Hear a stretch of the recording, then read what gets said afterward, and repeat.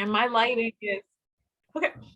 My name's Robbie Luckett. I'm director of the Margaret Walker Center and professor of history at Jackson State University.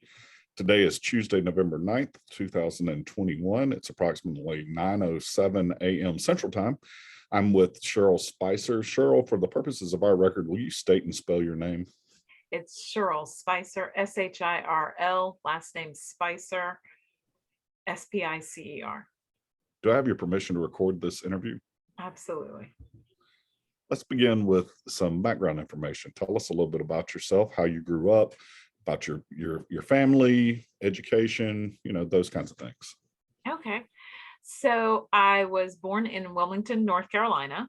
I'm a beach baby in December, and I am the only child to George and Irene Spicer. My parents were born and raised in Wilmington, North Carolina. They come from two larger families. My mother was one of five, and dad was one of, oh my God, like there's a double family there. So like he's the oldest of two. And then on his mom's side, and then on his dad's side, he's like one of, oh my God, I want to say seven or eight. I have to count them all out. But with that, both parents are deceased. I am a Sagittarian, and that's important to be a December baby because I'm December 17th, which means you're the week before Christmas. So birthday parties kind of get held until Christmas. And I'm like, I don't think that's right to share with the Lord, but because it's always going to be about him. But no, my childhood, that's just a glimpse into my silly sort of country childhood. Where we lived in Wilmington was on the outskirts of the city in the county. So I'm a country kid, and we grew up in New Hanover County. So I grew up right on Highway 17, which is Ocean Highway. Highway 17 that runs right up along that eastern seaboard goes right by the front of the house. And so lullaby to me growing up were tractor trailers, and think nothing about it. If I didn't hear a tractor trailer rolling through, there was something wrong. At 1, 2 o'clock in the morning, that was my lullaby as a kid growing up. As I said, I'm an only child, but with a large extended family. So there's always been people and stuff in the house. As a country kid, I grew up outside a lot. And I think that influenced me a little bit in what I do in my day job, being able to just grow up in nature. My father was, my grandfather, well, my great-grandfather was a farmer. His grandfather was a farmer who raised him and his mother. And so with that, I got no green thumb. I should tell you, I don't have the green thumb. Just completely skipped me entirely. But, I love to play around outside, but I think my dad realized somewhere around age 10 or 9 that I would be totally useless in a field because he had like an acre that he would like grow. It was not a garden. It was like it was huge. It was a huge garden, and it was like, oh, come and help me during the summer. And I'm like, whoa, those are bees. I can't go anywhere. That's a snake. Those are wasps. There's a snake. It's these animals out there. Go sit in the truck. Useless country kid, which was cool. So my mother, and then so he grew up farming. And in North Carolina, tobacco was king. In New Hanover County, we had tobacco. So he grew up working tobacco farms, and then later in life became a longshoreman. And longshoremen are the thing. Come to think of it, all except for one of the uncles and a few cousins of mine are longshoremen in Wilmington. That was the thing. Once you became a longshoreman, that was it. That and a mason. My mother was my substitute teacher in school for a while. And that was nerve-wracking until field trips to scary places. And it was great to have your mom there. Otherwise, it just carries with it everything. If you've ever done things at your kid's school and it's like, yep, there's your dad, and there's the potential that you could embarrass them greatly. Yeah, that was my fear. but she was great. So I grew up between two church denominations. My mother was AME, African Methodist Episcopal. My father was Baptist, Enoch Chapel, Missionary Baptist Church. My mother was in, and the churches were literally a block apart. Same side of the street, literally a block apart, backed by two graveyards. So on Highway 17, you go across the street. First and third Sundays was Baptist church, second and fourth Sundays was AME. So it didn't really was an issue. I just grew up between the two churches until I had to join a church. And then it really came down to the parents. Okay, who she's going to choose? Because I think she should be AME. Because before it was like, mom ruled. And then daddy was like, but who's she going to be? So I ended up joining the AME church first. And then my mother passed right when I had turned 15. It was February 1982. And I had just turned 15. And so when she passed, it was like, that's when, my other mothers kind of came in and like took over for my poor father, who was facing puberty with a 15-year-old. I was not the girly girl. I was a tomboy, all tomboy, because you're an only kid in the country, so you got to be the boy for the dad and the girl for the mom. So now we've got to deal with all of that. But it was fine. We got through it and everything. My high school was the same high school, Michael Jordan. People seem interested in that, but I love my Emsley Armsfield Laney High School was our high school and the home of MJ, which was great because he lived down the street sort of from us. And so it wasn't a thing until he went to Chicago. Everybody's like, wait, you went to the same high school? And I was like, wait, he graduated way before I did. But yes, we happen to share the same coach. He went to high school. So for me, high school was at Laney. I started cheerleading in the 9th grade at my junior high when we still had junior highs. We did not have middle schools yet. We still had junior high. So you went elementary, and then you went from a sort of secondary elementary school until you hit junior high from 7th through 9th grade. And then you went to high school. And so my high school was Noble. And that's when I started cheering, 9th grade. And then I cheered all the way through part of my senior year and then quit under protest. I guess this should have marked what I was going to be doing for the rest of my life, because I kind of quit under protest because our coach for our cheerleading squad was training us like we were going into the Olympics. And it was brutal. And she was kind of brutal to us. And not abusive or anything like that, but she was just mean. And I'm like, you know what? Senior year, don't need it. I'm out.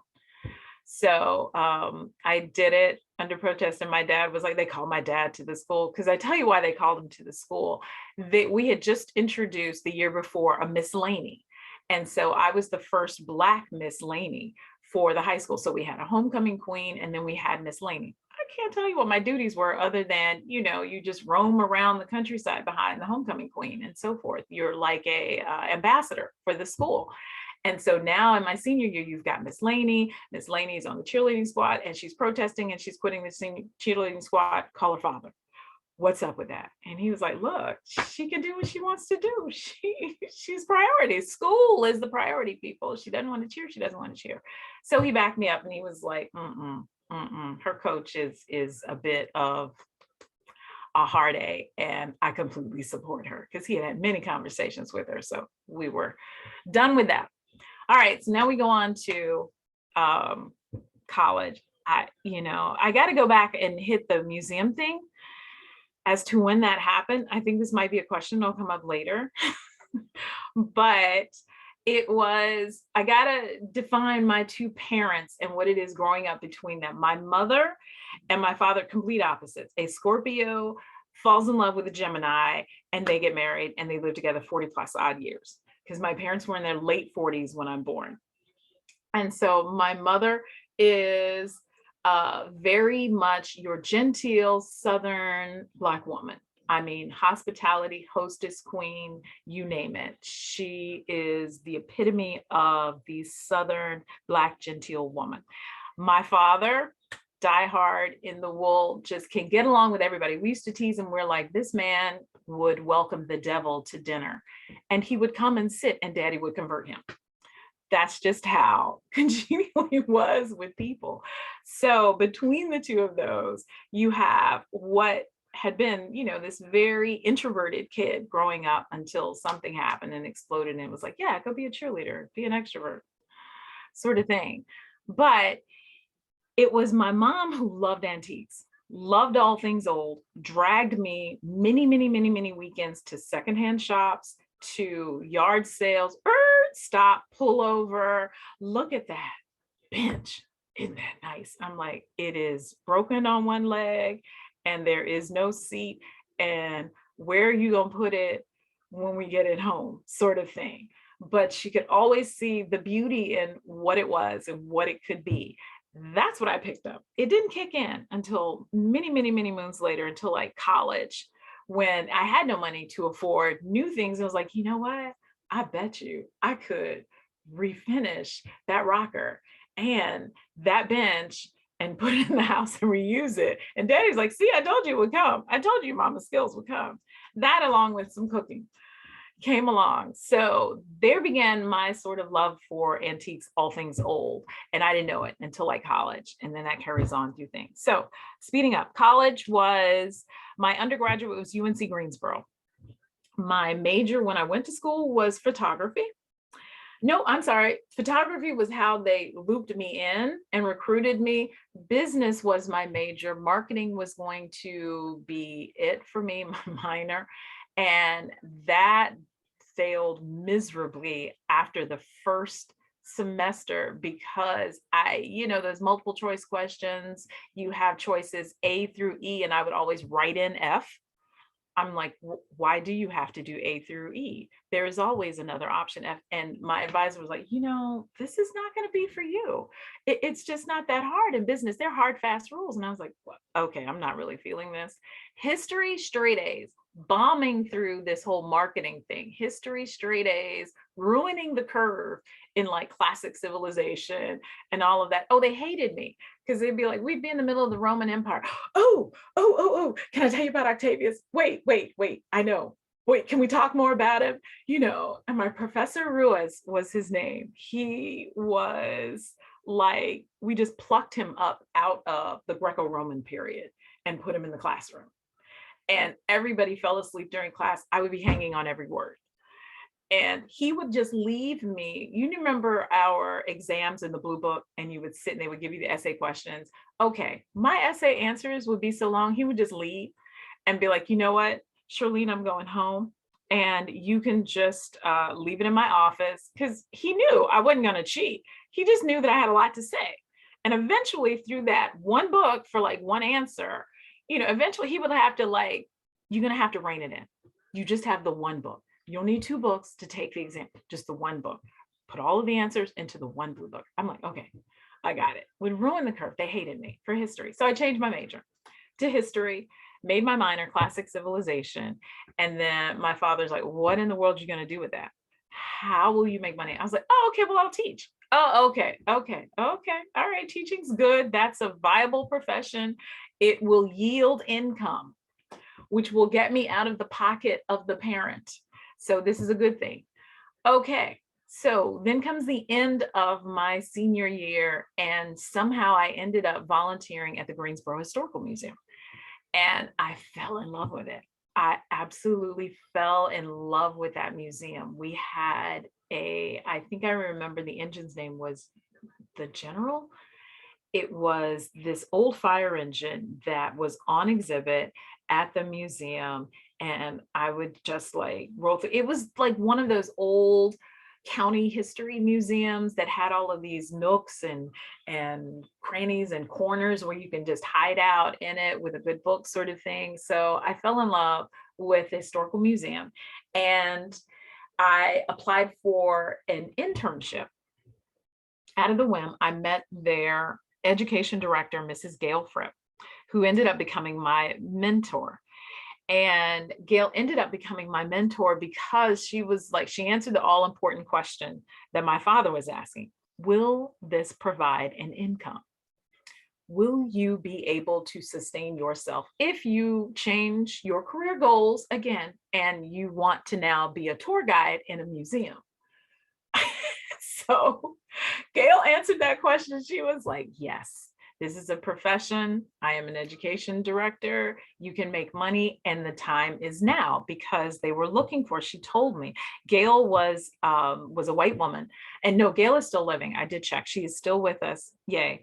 But Gail is white. But Gail, it was like a fourth mom to me, because she just reminded me so much of my mother, that quiet, Southern, genteel woman that, you know, you're never going to see them be rocked in public. You'll never see them raise their voice in public, but oh, they got a temper and they can tear some stuff down, but you'll never know it. Like, you would never see that in my mom. You'd never see that in Gail. Behind the scenes, she'd be like, don't you ever do blah, blah, blah, blah, blah, blah, blah, blah again, sort of thing. So Gail was very similar to that, but very nurturing.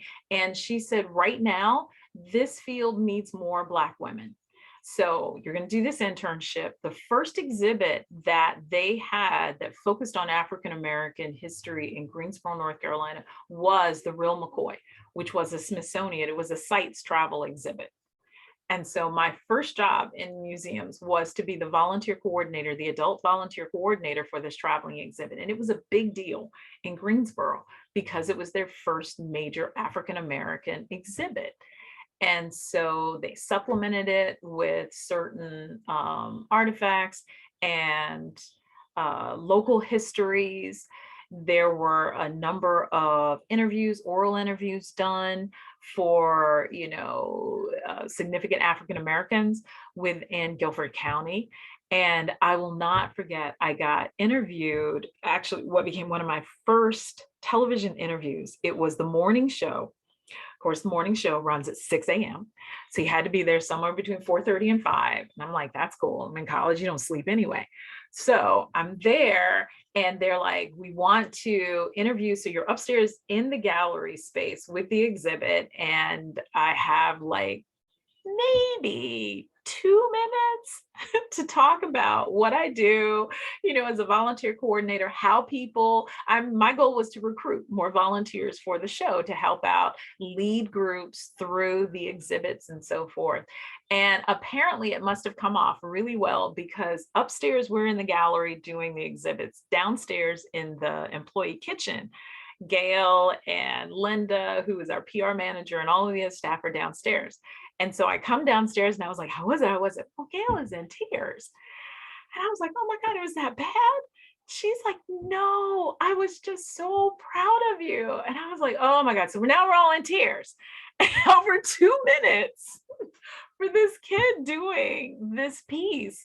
But I think that exhibit was it, because one of my really good close friends, who was like, maybe she was mom number 3. She was my college mom. She was like, this is you. This is you. This is what you were called to do, because she had taken one of my tours through there. I had, I think I'd done a tour for her kids who were in school at the time. They were in like middle school or high school. They were younger. And so I'd taken them through. She was like, oh yeah, this is you. This is it.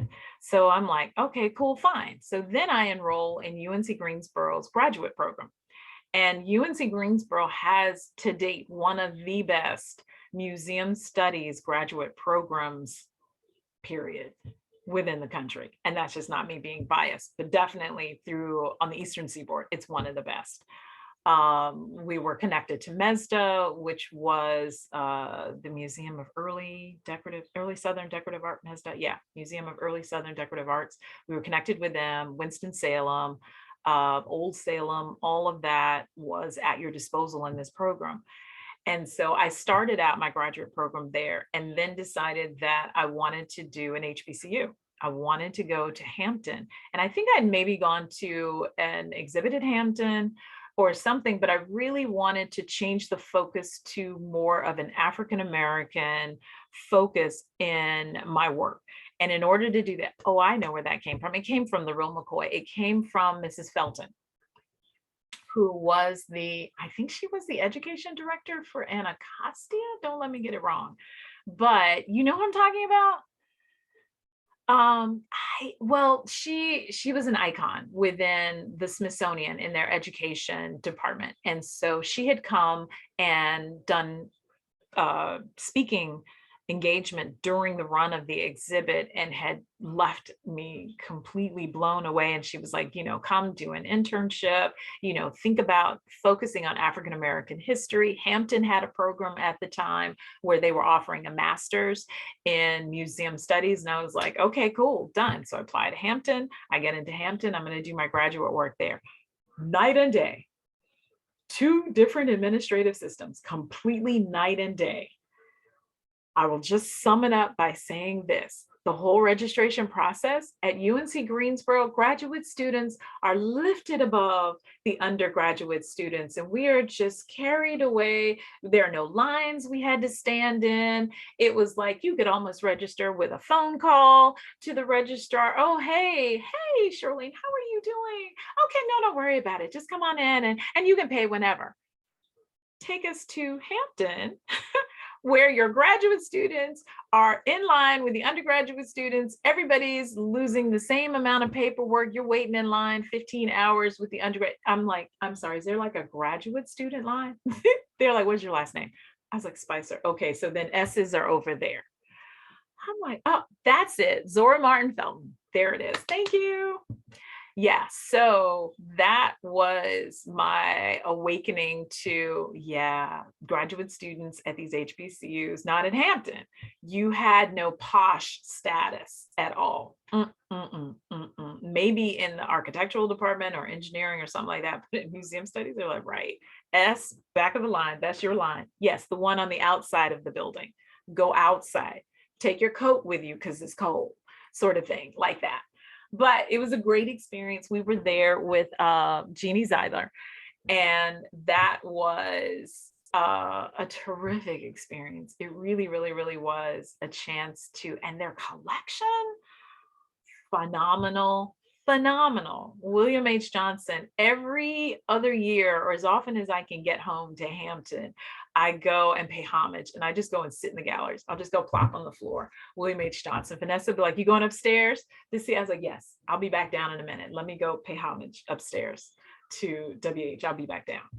And so, but it was an incredible experience to be exposed to the artists that were coming through the school, even at that time period, as well as artists who had been graduates.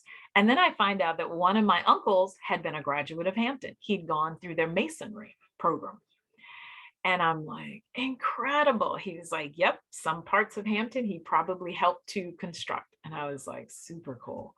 So I am a child of both the state-supported schools as well as the HBCUs, and I promote them both. I was like, go support your state schools, go support your HBCUs. They need you. So that's my graduate work. Work life. You just want me to ramble, or because God knows I can ramble. I love these stories. This is perfect. So, okay. Yeah, I mean, you've had this amazing experience at Hampton after transferring there, and you come out of graduate school with a master's in museum studies. Yes. And so fortunate for that experience because, as you know, Hampton, I had the honor of having one of their last class who became a really good friend of mine, was my intern from the last class at Hampton later on when I became a museum professional. And I thought that circle is just phenomenal. And it was such a blessing. But at Hampton, my graduate thesis was I had taken on a job at the Mariners Museum there in Newport News, which is all about water, which is fine for me. I'm a beach baby. I was like, so yep, bring it on. All things aquatic and water and all of that. They were like, yeah, here's a squid. So we're going to take the students, because my first introduction to museum education on the ground was teaching the summer camps. And so we had to make calamari from the living squid to the calamari. And this was back in the day. I mean, you could do it all. So we have the live squid. And so then it's got to, how did we kill it? Oh, we just cooked it. We literally cooked it. So we had it in its container, and then there was the pot to boil it. No, we fried it. There was the deep fryer on it. So we had assistants, but that was one of the classes. So you went from squid to calamari, and they're like, oh, cool. Are we going to eat it? Because I think I had eight, the 8, 9, 10-year-olds. Somehow that was the range. But my very first class was on Pocahontas. And the reason that is significant is because I was teaching the summer that the Disney Pocahontas movie came out. So here I am, Newport News, Virginia. And of course, we're learning about the real Pocahontas, Powhatan Indians, her father, all of that. And doggone it, Disney is going to launch their Pocahontas movie that very end of the week. So that Friday at the end of our weeks for the first week of camp is about Pocahontas. On that Friday would be all of these kids would run and go see the Disney movie. Well, I made them hate it by the time they hadn't even seen it, because I was like, okay, so there is the Disney Pocahontas and then there is the real Pocahontas. And so we spent that week, the first exercise we spent the week in really learning who Pocahontas was and all of the facts. We busted all of the myths. There was no falling in love with John Smith. There aren't going to be singing, because you had all these previews and stuff, and it's beautiful. No animals were singing, none of that. No. And yes, she died a horrible death as a very young woman in England, never came back home. I'm like, it was a horror. And so we have all of this. So their first activity was an art activity where they would draw their interpretation of what Pocahontas looked like, which was an incredible experience because it ranged from a very young girl, 13, 14, to Pocahontas at her death with pot marks all over her face. I mean, I had this pair of girls that had this horrific looking figure. And so they had to come and do their presentations in front of the class. And I was like, I'm dying to hear this, because I was watching them make it. And I was like, okay, where are we going with this? This is because she is dying, right? And so we're drawing her at her death. And I was like, wow, this is going to be a heck of a summer with these children. This is going to be one summer. This is week 1. With Pocahontas, and they're drawing Pocahontas at her death. And I was like, oh my God, we're in this. Wow. So we survived Pocahontas. And by the Friday, it was like, now there's Pocahontas Disney. Is any of that true? They were like, no, none of it is true. I was like, right, no singing animals. Pocahontas is not grown. She doesn't fall in love with John Smith. There's none of this nonsense. Okay, we're good. And this is who Pocahontas was. They're like, yes. And I was like, cool, super cool. So it was a week of camp, and then we had to write it up, and it was incredible. I still have the book of all of the activities that we did.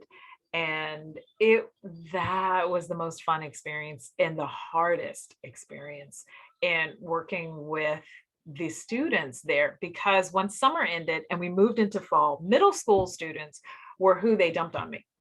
She's the new kid. She's young. Give her the middle school students. Yeah, this was when middle school is introduced. And these are your prepubescent teens who could care less about history. And so I just searched for my inner Gail. And I'm like, okay, I've been through this enough. What would Gail do? WWGD, what would Gail do?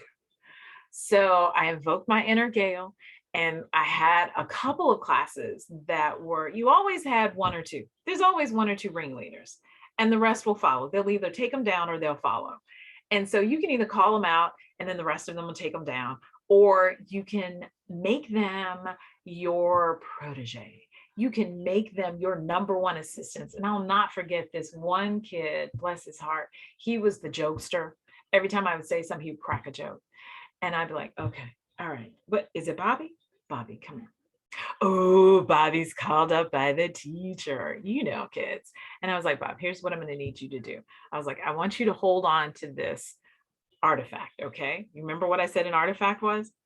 No. Okay. Well, it's an object that's really important, and I just don't want you to break it. Okay. Can you hold that for me? You can hold that. You can stand in front of me right here. So I made him my assistant. He became my Vanna. And I was like, Bobby, so I'm going to need you to just show it to everyone. You don't have to say anything. You're just gonna walk it around and show it to everybody and stuff like that. And so after a couple of galleries of Bobby being the assistant, it calmed the others down. The first two galleries were horrible for him because they razzed him really bad. But by the third gallery space, it's like he'd calmed down and he was in it. But wait a minute, didn't you say that this one was blah, blah, blah, blah, blah, blah, blah, blah, blah? Yep, I did. Right. Y'all hush. Can't you hear her talking? Hush, I can't hear. And I was like, yes, go Gail. And her other strategy, which I will pass on to anybody, is just shut it down. I used to tell my docents all the time in training, I was like, you do not have to talk over these short people. Shut it down. You are in control. Because Gail was wonderful at that. I would watch in awe. There would be these children, they would be, and she would be trying to talk and walk you through. Now, this is General Green's first horse saddle that he had, blah, blah, blah, blah, blah. And they would not be paying attention. And then all of a sudden there would be silence from Gail. And she would just look beautifully pleasant and quiet and patient. And some kids would be like, what?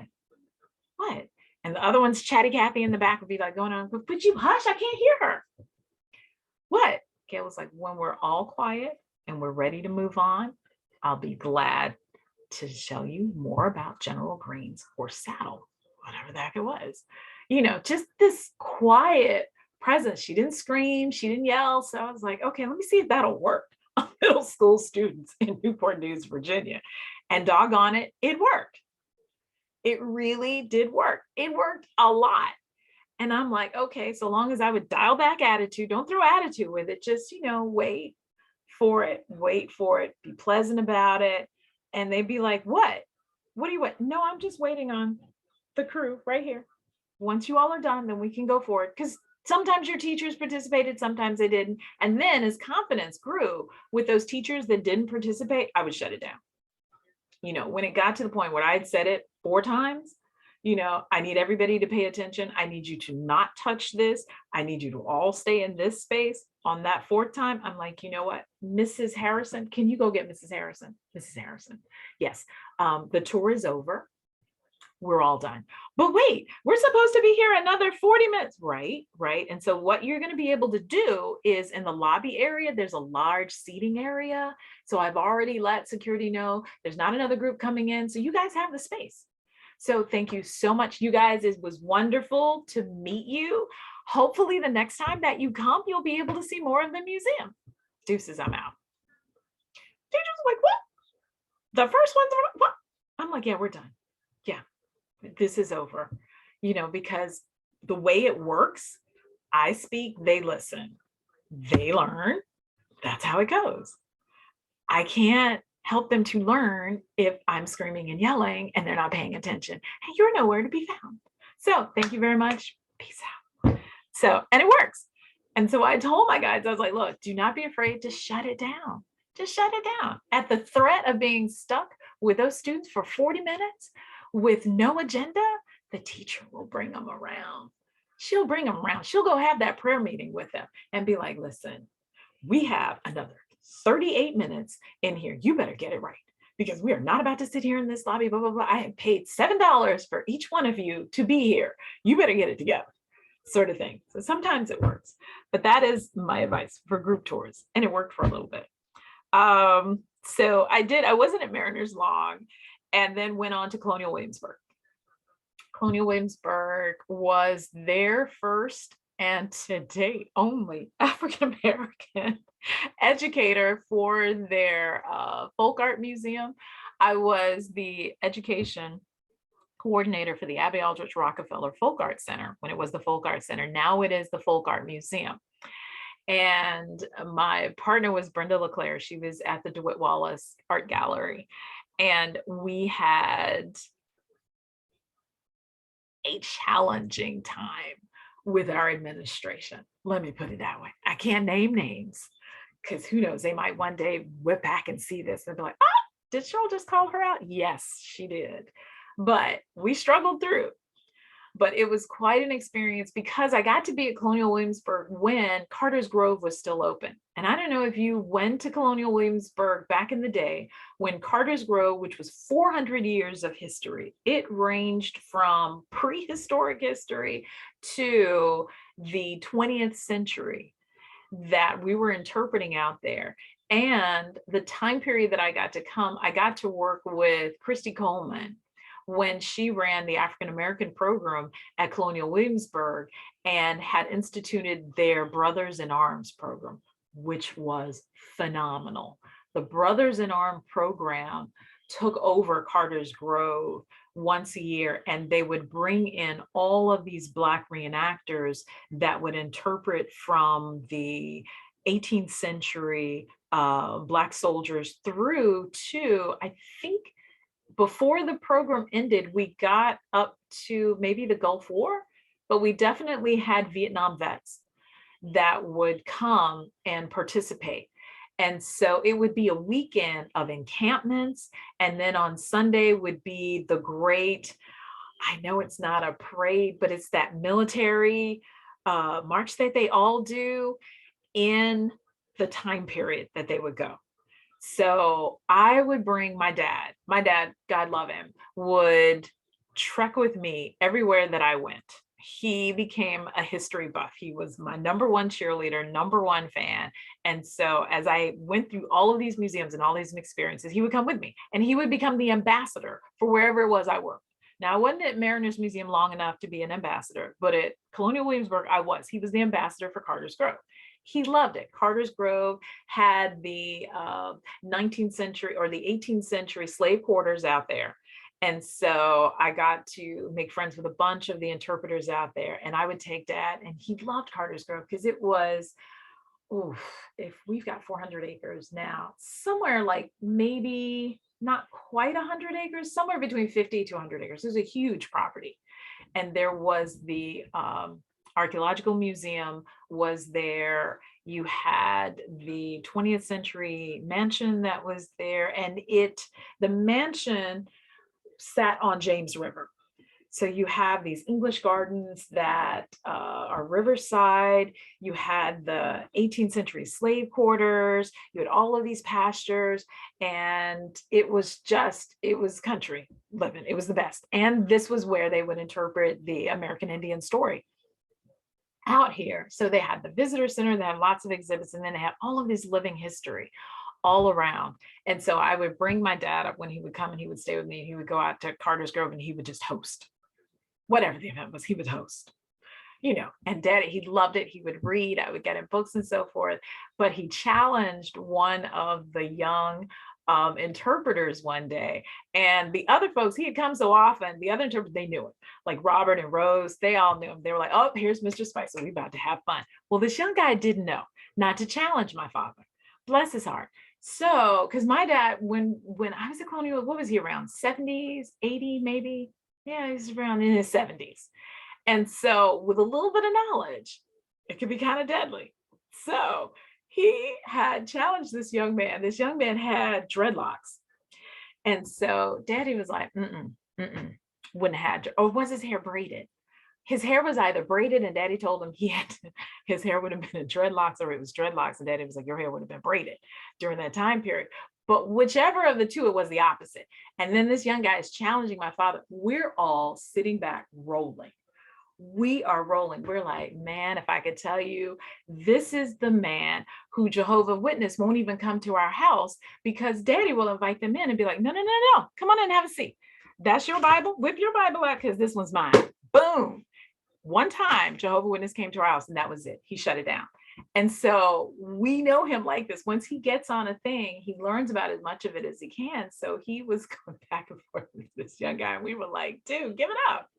Whatever he says, just give it up. But it was hilarious to watch him and to watch this passion grow in my dad.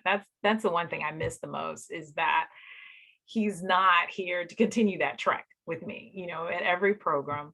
So that was Colonial Williamsburg, that great experience there. And that was also the first time that I went to a AAAM conference, because my first AAAM conference, I was a Burrow Wright Fellow. It was 1998. And that was pivotal in my whole museum career because I went to the conference with the goal of finding a new job, flat out. I was quitting Colonial Williamsburg. I was done. I've had it. I'm like, it's over. Ooh, wow. The bureaucracy, this, my boss was a hot, holy mess. And I'm like, yeah, there's got to be something better out there. And I remember Peggy Montez. I remember meeting Dr. Burroughs. I got my first print from Dr. Burroughs. I remember meeting Billingsley and everybody, but all of the seniors would like come and get the babies. We were their babies. The Burroughs Wright Fellows were the babies.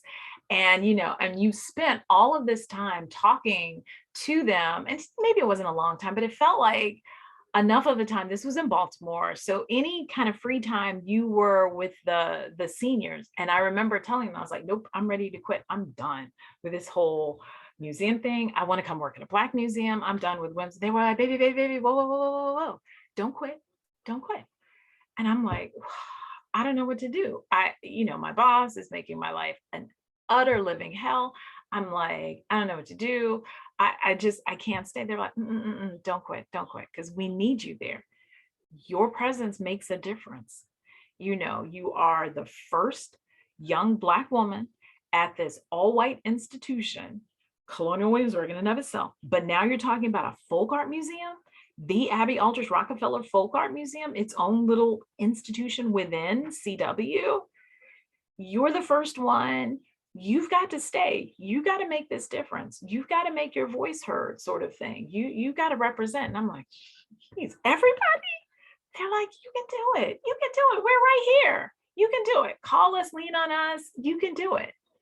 And so I think I stayed until the spring, and then I just couldn't take it. But when I left, I ended up in North Carolina. And I stayed with AAAM. I went every year, and the years that I couldn't afford my full fare, Billingsley let me work it off. God bless him. William Billingsley, BB, as he came to be called, was the executive director, the volunteer executive director for the organization. And so he ran the conference. He was the man. And Billingsley was quiet. And I would be like, okay, so do you have opportunities for volunteers? Can I work, part of my conference fee off? And he was like, what can you do? I was like, what do you need? What do you need? I can make labels. I can run copies. I can run up and down, you name it. And I did it. And so for years, I would kind of help out behind the scenes with Billingsley for conferences.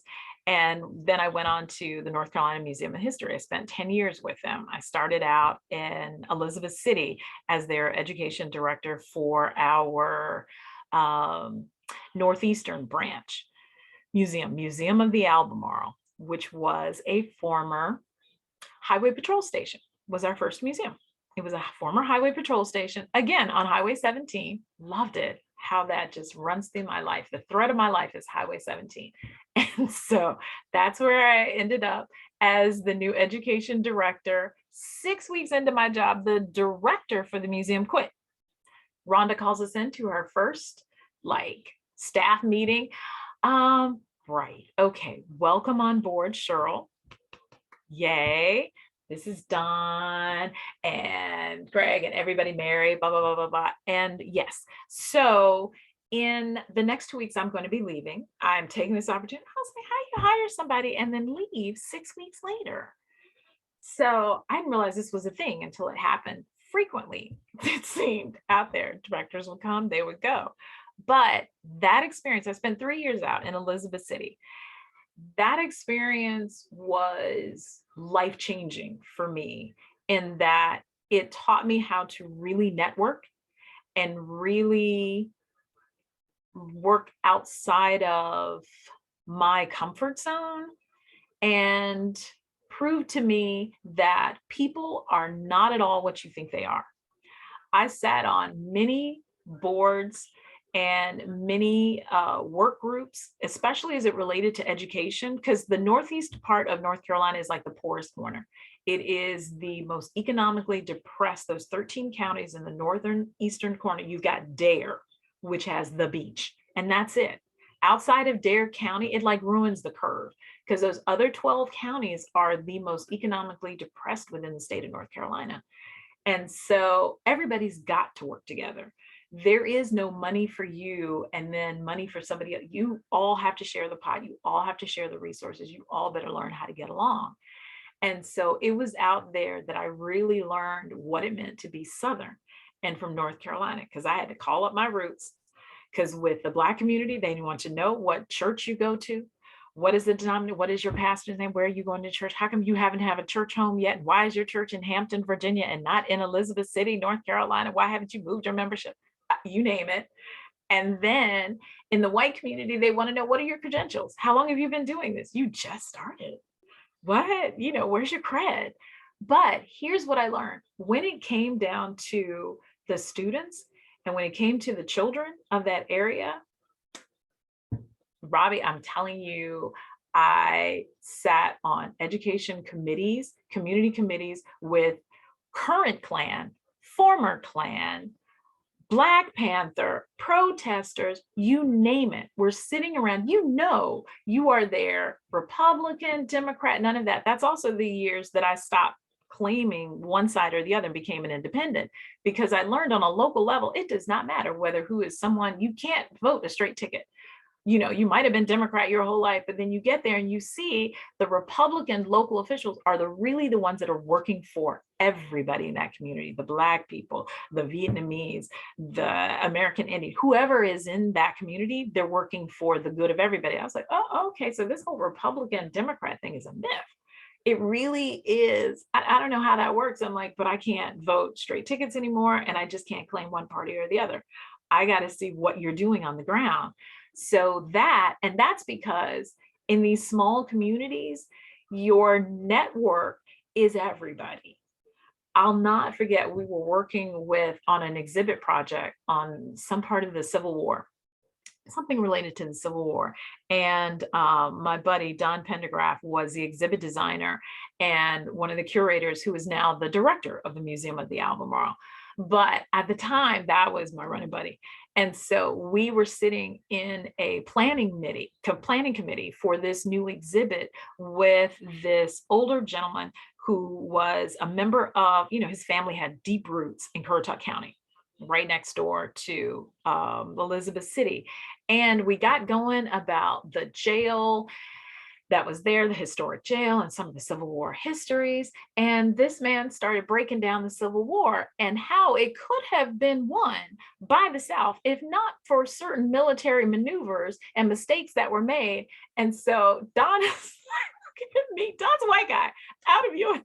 So Don is like, you just don't, I was like, I'm sending him, giving him a look like, how far do we go into this? He is aware that the North won, and it was the War of Northern Aggression in Elizabeth City. That's my favorite, the War of Northern Aggression.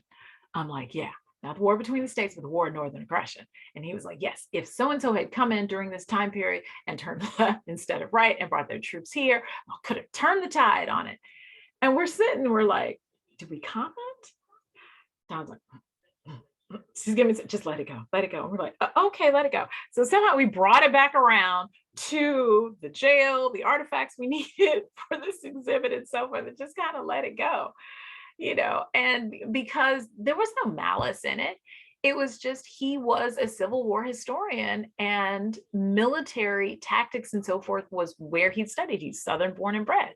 He had ancestors who had fought. So there was that.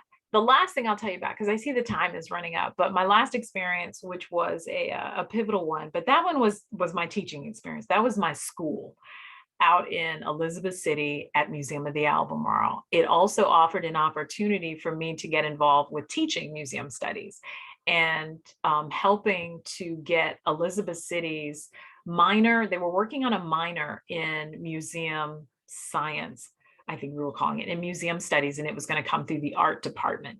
And so I had an opportunity to start teaching on a collegiate level studies in museum studies there. So I did that for a couple of semesters before I moved to Raleigh. I stayed under the huge umbrella for the North Carolina Museum of History, but came into Raleigh to work on a statewide exhibit based on the civil rights movement. A change is going to come. And it was the civil rights story from the voices of African American and the American Indians within North Carolina. And so I left Elizabeth City and spent the next 7 years in Raleigh with the Museum of History as a curator of community history. The most memorable moment of my job, okay, well, there's two, but I'm gonna tell you this one. The most memorable one was, remember I talked about all of that sort of collaboration and network that happened out on the East Coast, where the War of Northern Aggression could have taken a twist for the turn for the worse for some and best for others. All right, so now I'm in Raleigh, still capital of a state that seceded from the Union, which showed its colors. We're working on this exhibit. A change is going to come. This exhibit, we probably spent 7 years working on. It was going to be a major museum exhibit, and it was going to replace the space within the main North Carolina Museum of History, the flagship in downtown Raleigh. It was going to replace space where the Civil War exhibit had been displayed. You sense a problem coming? Okay, so we're working on this. I'm roaming the state with a good buddy of mine, Jeff Curry, who is part Lumbee Indian, and so big guy. And so we're roaming the state collecting artifacts. We were doing these road shows. We were following the Antique Roadshow sort of mantra. We were doing these road shows, and we were going into the smaller pockets of the state, collecting stories and artifacts for the exhibit. And with that, now North Carolina has this wealth of history of where it has not been a friend to people of color by any stretch of the imagination. The government has not. You in Mississippi, you know this well. So we would pull up to places in the state vehicle, have to park it all the way down the street and kind of like walk 3 blocks in to someone's house or meet them at the library, or not take a state vehicle and drive one of our personal vehicles, because you couldn't drive a state vehicle into certain parts of North Carolina because you would hear this distinctive sound, click, click, as you approached someone's drive or something like that. What y'all want? What y'all doing here? What y'all want? And we'd be like, State History Museum, State History Museum. That's it. That's the only form of government we are. We're a state history museum. We just want to come and talk to you about the civil rights movement. We want to talk about what happened in Williamston in 1964. That's all we want to talk about. Or 58. That's it. That's it. You know, and so, and sometimes I would be Jeff's entry into like a Black community. He would come to me when we would go and talk to Indian communities. I would go with him, you know, and he'd be my entry point in. But when the exhibit had reached a point where we were ready to talk about doing installation, we were working on the design of it, and reaching that phase, we started with interviews. And so I remember getting interviewed by the News and Observer, statewide newspaper, about this exhibit that was coming. A change is going to come, this new exhibit about the civil rights movement. We had the late Dr. John Hope Franklin, who was our chair emeritus of this committee. Lonnie Bunch was on it. We had all of these heavy hitters from across the country that were sitting on our advisory committee. I don't know if you know Dr. Millicent Brown, but she's out of South Carolina. She was a student, and not only a student of the movement of SNCC, but also was one of the children in the original Brown versus Board case. She's a part of that. So we got living history here with us, who was our guest curator for this exhibit. A lot of heavy hitters. So we're talking about all of this. We're promoting the exhibit and so forth. And I do mention that it will be placed in the museum. And where's it going to go? It's going to go inside of the space. Right now, we have on exhibit the Civil War flags, the collection of flags for North Carolina, blah, blah, blah, blah, blah, blah, blah, blah, blah. Robbie, the next day, the very next day, the phone lines hit up. They lit up like lightning. People were out of their minds, pissed off that the North Carolina Museum of History would take down the Civil War exhibit and put up an exhibit about Black people and Indian people, about a civil rights movement. What were we thinking? What kind of gall did the state have? What kind of authority and so forth? I mean, it got to a point where the director of the museum, who was Betsy Buford, and she received threats, death threats. I still have the cache of emails that came through from people all over the South that called me everything but a child of the Almighty for participating in this. How dare we throw away? Now we're throwing away Civil War artifacts to put up something about Black people. Why? Why does it have to be here? All of that's coming from the outside. I had so many conversations with sons of the Confederacy, veterans, all of these people. And once I could talk to them, because many calls I took, some of them I couldn't take, but many of them that I took. And once we could have that conversation and they would understand, like, oh, I'm like, yeah, we're not throwing, we would never, we're a museum, we're the repository of history, everybody's history. We're never going to throw anything away. We are simply going to travel this exhibit across the state so everybody can see it. And they don't all have to come to Raleigh. Parts of it are going to go to the Northeast, to the Southeast branch, to our Western branch. It's going to tour the state. And once you could explain the truth behind it, then people would calm down. Oh, I'm so sorry that I called you a child. I was like, thank you very much for understanding. Those are few and far between. Betsy got death threats. I got threats to the point where our chief of security, I was headed to Atlanta for a conference. It might have been the AAAM conference. I was headed to Atlanta for a conference. He wanted to come with me. And I was like, dude, big, huge Black man wanted to come with me because he thought I needed protection. And I'm like, no. I was like, A, child of God, I'm good. I'm already covered. I'm like, but B, down in Atlanta, I have so many family that are well covered. What the Lord doesn't cover, they will pick it up. I'm like, I'm good. I was like, but no, really, I'm good. I don't need this level of security. It's going to be okay. Because I had to have a set parking spot in the bottom of the museum. We had an SBI case that had opened up for threats of violence. The hate mail. It was horrible. And the worst of it, Robbie, it came from our own colleagues. The museum split down the middle. Those who supported the Civil War exhibit and all of its ideals, and those that were in this current century understanding what we were doing. The museum split completely down the middle to the point where we had people, I took calls from state archives staff that were accusing me of throwing away Civil War artifacts and then putting this out into the paper. Putting all of this mess out into the paper. So now there's this controversy about the North Carolina Museum of History mounting this Black museum exhibit in lieu and taking down the Civil War exhibit and getting rid of all of this stuff. It was the worst experience of my life, and telling, because what hurt so much was these were your colleagues. 5 days before, you might have had lunch with one of them. And now they won't speak to you because they think that you're going to destroy some part of history based on race. And I was like, wow, where in the heck is this coming from?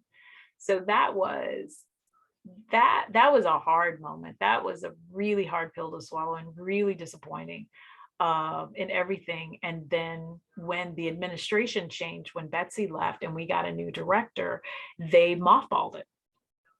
They did not put in the money to support it. We were working on the core exhibit at the time also. And so they took and they wanted to parcel it out and take components of it. And we were like, whoa, what happened to this major exhibit that had promotional materials, theme songs, all of this stuff? Nope, mothballed.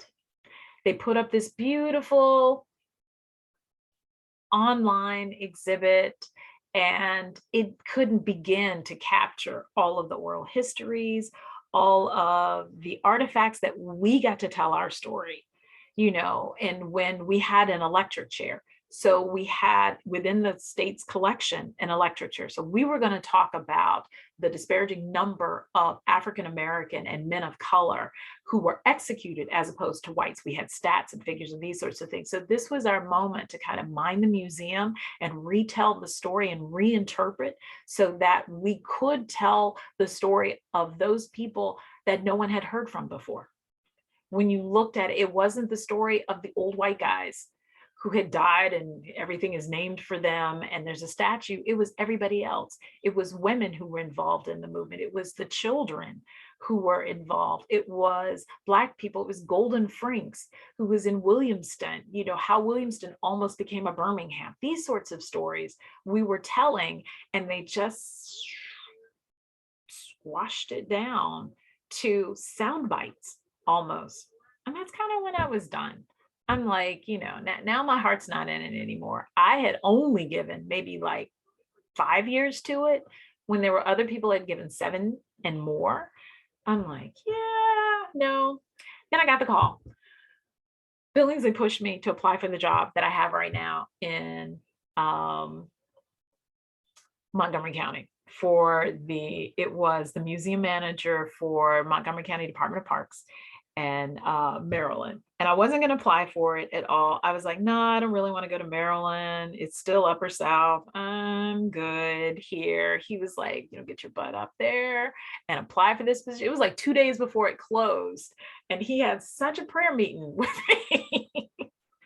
And if you don't get your butt together and put that application in, rest his soul, he was like, go do it. What are you going to do down there in North Carolina? Do it. You got nothing to lose. Go on and do it. So I did, and my former boss who just retired, you know, interviewed me by phone, like on the spot the next day. Boom, you know, let's do a telephone interview, and then brought me up there, and I was like, oh my God, Montgomery County is huge. Do I get a car? Because there were like 6 sites you have to roam around the county. I was like, do I get a car? And they were like, yes. I was like, okay, I'm in. If I can get a vehicle, I'm in. So now I've been here 13 years, and I was the employee that would hop around for like every 3-5 years and be like, okay, deuces, I'm out. Because what I didn't tell you is prior to museums, I did corporate. You know, I worked with American Express. I did the make your real money. You know, now it's nonprofits and it's like, oh, please, I would love to just pay this bill this month sort of paycheck. But I love it here. Here is the opportunity to really do some cool things. I came in as the museum manager under a new section. Our cultural resources stewardship section was only about 2 years old when I got here in 2008. And then came the historian and our second archaeologist and our former preservationist that worked on contracts and so forth. So we were a tight little team there for a long time. And so what I do now is I am the administrator for 2 of our new museums. The Woodlawn Manor Cultural Park has a Woodlawn Museum, and then we have the new Josiah Henson Museum and Park.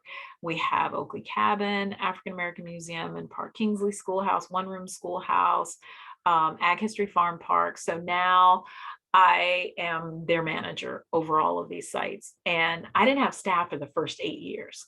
So all of these sites that I'm telling you, yeah, I was a one-woman wrecking machine, roaming about the county in whatever truck that I could borrow that time, putting up a program here, putting up a program there, had volunteers at various places, and did it with some of the best volunteers that God has placed on the planet. These men and women were dedicated. Retirees, some were young. Our youngest volunteer, who came in at 16, Natalie, came in at 16 and was a trail guide, went on when she graduated high school to become a National Park Service guide. She got the uniform and the hat. I was like, girl, you go, you got the hat. It's all about the hat. The uniform, she got the hat, became a ranger. And so now she is a professional nurse, bless her heart. But just to see her grow through it was fabulous. So kind of that's what I do now. And it's exhausting work, but you know, it's still good. It's still good. And now I have staff. Like I said, the first 8 years was no staff, just, you know, an occasional part-time person and lots of volunteers. But now have a team of about, I have 3 directs and about 5 beneath them and about 6 or 7. There's a whole lot of people, now that I'm responsible for, which is great and exhausting, but they're great folks. So I'm excited and privileged to be here. And was any of this to tie back to AAAM? It all is, and which is a good segue as well. I mean, the stories and your experience are incredibly valuable to hear, and to listen to how you weaved your way to where you are now is really fascinating and amazing. But as we're, coming towards the end here, I would like to hear more about AAAM. You mentioned coming to as a Burroughs Wright Fellow in 1998. If you could just talk about your relationship to the organization, the people who've influenced you the most. Okay. Yeah. All right. I'm going to do it in like 7 minutes. I can do it. So 2004, the conference comes to Raleigh, North Carolina. Dr. E.B. Palmer, Elliot B. Palmer, Dr. Palmer and Mrs. Palmer, who is my twin, my December 17th twin, are 2 of the most influential people in my life, in my second life in the career for museums, because we went down to Chattanooga. We knew we were getting Raleigh. I think it must have been in 2002. He had made the pitch for it to come to Raleigh. And so 2003, we all go out to Chattanooga to see how it's done and get behind the scenes and so forth. So in 2004, I was the program coordinator for sessions and so forth and guided that for the Raleigh conference. And I gotta tell you, North Carolina showed out. We showed out. It was slamming. I don't even have to be biased. You can ask anybody back in the day and they will tell you, yep, the Museum of History, Natural Science. We even shamed the Museum of Art of getting up there and showing out with us when this conference came. But the best was Dr. and Mrs. Palmer have the African American, oh my God, what was their site? They were, it's that small private museum in their backyard, but it was the African American Cultural Complex. And there they had these sheds in their backyard that had these various museum themed exhibits within it that will walk you through African American history, national history, world history, from Africa to present to North Carolina. And so in working with them, the time that I was there in North Carolina was invaluable, major influences in the life. But after that North Carolina conference, they snagged me. They were like, look at her. Harry Harrison was VP at the time. Habiba was the president. Oh my God, was Habiba? Habiba was president. Harry was vice president of PGO. Okay, when they came to Raleigh, I'm running around doing these 14,000 other things. And Dr. Palmer and Billingsley, Harry, and a few others on the board, they were like, oh, no, tap her. She could be the new secretary. Look at all that energy. She's just a ball of fire. Look at her, nothing but energy. I said, okay, all right, sure, yes. So they asked me to run for secretary, and I was like, yeah, okay. I had no idea what it would entail. No idea. You just take notes, right? You come to the board meetings, you take notes, you send them out to people, you help in communications to the board, right? Not even. I spent 6 years as secretary for the board of directors for AAAM, happily and some days painfully. But what it allowed me to do was get to work with one of my best friends in all of the world, who's gone now, is William Billingsley. He was executive director, but after Raleigh, because I had pretty much carte blanche to help with the association, because Betsy Buford, our director for the Museum of History, loved Billingsley, loved him with her whole heart, loved him. And so if it was, we need Shirl to go to Chattanooga to get ready for, yep, send her by. We need Shirl to come to Ohio to Wilberforce to help Billingsley out, prepare for the 2005. Yep, bye. You want her to be secretary? Yep, bye. Carte blanche. you name it. I could go and do it, and do my job. But like, yes, no, AAAM, we must have you represent North Carolina Museum of History. Go do. And so, because she believed in it, and she really did believe in the organization, what they were doing, and wanted to see more Black professionals, get their due, sort of thing. And so that made it really easy. So I helped Billingsley out as much as I could. As secretary, I did a lot of running. We got a lot of things done. So I kind of ran like an East Coast office. And I didn't realize this until after he was ready to retire. And I had like all of these crates of files, crates, Robbie, crates, not like a box, not like a file cabinet. I'm talking like crates of duplicate files that over 6 years had been culminating between my office in Raleigh. And when I move all of that stuff to Maryland, where, I would kind of help out on this side of it, helping in any way that Billingsley needed it, because I worked under two fabulous presidents, Dr. Lawrence Pigeot Jr., Phenon. Dr. Pigeot came in and ran the tightest ship. I mean, it was a privilege. If I could have run down to Birmingham, if I wanted to move and go to Alabama, I'd have begged him for a job, because it was just a pleasure to see him run a tight ship. He was a professional. To be introduced to the Birmingham Museum of Civil Rights, the Civil Rights Institute, BCRI, and their staff, to see a different level of African-American museum professionals. I had seen the independence. I had seen volunteers manage and run museums, founders do things and see museums struggle on their own, small museums struggle. And then to see this is the epitome of BCRI, this is how it can be done. They're AAAM accredited, wow, this is how it's done. And so what it also showed me, that's one way that it's done. Because the time that I got to spend roaming the countryside with Billingsley and visiting many of the small museums, when we would go and look at host sites for conferences and coming up, and you get to meet the founders of these small museums and the storefront museums and cultural centers. And does this really count? Yeah, it counts. Are they collecting Black history and telling the story? Then they count. Let's make it work and be a kind of mentor to folks calling. I remember a woman who would call me in Raleigh, and they were trying to get together a new museum. They were trying to build a new museum. I was like, are you sure it's a museum or is it a cultural center? You would have these conversations of really, what is the goal? What's your mission? What is it that you want to do? Because now I've got cases and scenarios I can offer as examples and connections and networking that I can connect people to. Oh, okay, well then you should really talk to Dr. Palmer, because he was exactly where you were 20 years ago, blah, blah, blah, blah, blah. Call him, or contact so-and-so, or contact so-and-so. And it was wonderful to be able to connect people and meet people across the country. So for 6 years I did that.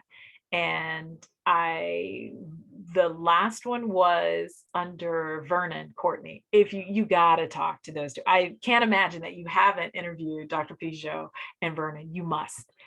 If Vernon declines, tell him he has to. Just tell him Dr. Fleming said he has to. Tell him Shirl says you have to, and he has to do it, because Vernon's a gem. He is that quiet as it's kept gem. At the time, I think he was president. Was he at Wilberforce when he came on? I think he was at Wilberforce when he came on as president, and then went to Hampton. Hampton was his last stop, but he ended up being the director for Hampton, the president for the Hampton Museum. But under the two of those, two different leadership styles, two areas of expertise, it was wonderful. It was the best learning experience. It's the best school. I'm going to tell you, it was the best school. And then you've got Dr. Burroughs at every conference, and I can't tell you what that's like to have that whole old school come through. Jesse Fisher, rest his soul, was out on the West Coast, who would come in, and you got Peggy Montez, Kathy Hamburg, all of those. Kathy's now old school. She's gonna kill me if I called her old school. but just learning under them and hearing about their experiences and learning about the leadership, all of that has been remarkable in the life. And I guess that's how I ended up back on the board this third time. But I'm like, third time is a charm. I just want to roll out as a lifetime member and just come to conference and enjoy after this stint on the board. I just want to roll through and enjoy it. But it has been a treasure, a treasured experience, I think, to serve on this board and to watch it grow. Oh my God, to watch it grow. I think of this recent project that Omar is spearheading with the regional groups. And I'm like, that was like a dream 15 years ago. Can we reach out? Can we cross the Mississippi to the West and bring more of the West Coast in? How do we tap into those Western African American museums and bring them in, sort of thing, and looking at how we can grow but nurture our group? How can we give them more outside of an annual conference every year? So it has been a privilege and an honor to serve with this organization for all of these years and just to be a member. That's all I got to say about that. I went over my 7 minutes, but You're great. So with that said, last couple of questions. What's your vision for the future of the organization then and for the Black Museums field? oh my gosh, now the focus is mentorship. I think it is to pass it forward, is that hope I have for the organization. I think with these emerging museum professionals and the energy that Vedette brings to it as our first formal paid executive director, to see her carry that thing forward and move it, and the energy, and to go to conference and see these young cliques of museum professionals. And I'm like, oh my God, I was never that savvy. I was just young, dumb, and excited and just all worked up. These young people coming into the profession now are awesome. They're awesome. Their energy, the talents they're coming through. And I'm hoping that they continue to grow the Black Museum. I think it's now my vision is as I get out of my office and go see some of the smaller Black museums. Now I want to go find the storefronts, and I want to see us stay connected with them. There's so many of our African American museums that are growing larger by capacity, and yet there are still so many that are burgeoning and still coming up. There's still the new museums that are coming online, the new historic sites, new cultural centers that need the association. They need that fellowship, but the network and the mentorship. So I'd love to see the group grow in that aspect. And I probably just volunteered for something and I don't know it yet, but Vedette will see it. She'll call me. She'll be like, yeah, I'm gonna need you to do da da da da da. Your fourth tour on the board. Yeah. Will be the next. So in part, students will be watching these, my students at Jackson State. What are your recommendations for them, for people who are interested in entering this field, doing this work? What would you say to them, and any other closing comments you might have? I'll tell them what I told my students, is that you do not have to be a history major to come into this field. Do not let that be a boundary for you or some line in the sand that you think you can't get across. Come into this field with whatever talent that you have. If you love preserving the story, that's real, especially for people of color. If you have a passion for retaining history and wanting to protect, really to protect the true history and the truth, come to us with whatever talents that you have as an IT background, artistry, education, masonry, whatever. Don't let not having that history background restrict you, because we as a collective can teach you that history. We need that passion. We need that talent. We need your expertise in finance. We need your expertise in art. We need your expertise in writing, in construction, in management, in marketing. Oh my God, do we need you in marketing? I need you right now in marketing. Someone who understands, that African-American experience has a different twist to it. You got to put a different twist to it. There is no state and true marketing formula that's going to work for every single type of museum or historic site or something like that. So you get to bring your own twist to it. So that would be my message to them, that I would tell students, is like, you don't have to be a history major. I want you to come at it from a variety of different angles, because that keeps us, I don't want to say it keeps us honest, it keeps us diverse in a different way. Diversity isn't always about race, it's not always about sex and so forth. It's about how we think and how we approach the preservation of who we are as people of African descent, of European descent, you name it, First Peoples. It's understanding and appreciating that, and then bringing those talents to the table. That's what I'd say. That's what I just said. That's what I'm saying to your students. Do that thing. Thank you, Shirl Spicer. This has been my great pleasure. So much fun. I'm grateful for you and for this conversation. Thank you for the opportunity, Robbie. Thank you. And your patience. Am I rambling? I'm so sorry. It was perfect. Thanks.